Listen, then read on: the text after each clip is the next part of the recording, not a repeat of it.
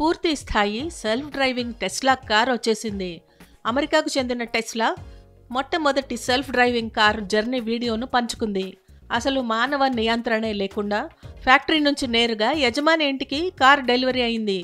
Tesla model Y పేరుతో తీసుకొచ్చిన ఈ కార్ కేవలం 30 నిమిషాల్లోనే హైవేలు, ట్రాఫిక్ సిగ్నల్స్ దాటుకుంటూ ప్రయాణించింది.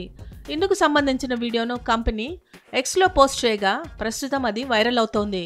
ఫ్యాక్టరీ నుంచి బయలుదేరిన కారు రోడ్డుపై ఉన్న పరిస్థితులకు అనుగుణంగా వేగాన్ని నియంత్రించుకుంటూ దారిలో ఎదురయ్యే మలుపులు, ట్రాఫిక్ సిగ్నల్స్, పక్క నుంచి వెళ్లే ఇతర వాహనాలను సమన్వయం చేసుకుంటూ వెళ్ళింది. యజమాని ఇంటికి చేరాక స్వయంగా పార్కింగ్ ప్రదేశానికి వెళ్లి నిలిచింది. టెస్లా సీఈఓ ఎలన్ మస్క్ ఎక్స్లో పోస్ట్ చేశారు.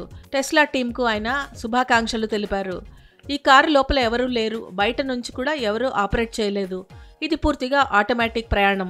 డ్రైవర్ లేకుండా, రిమోట్తో ఆపరేట్ చేయకుండా రహదారులపై జరిగిన మొట్టమొదటి ప్రయాణం కూడా ఇదే అని మస్క్ అన్నారు.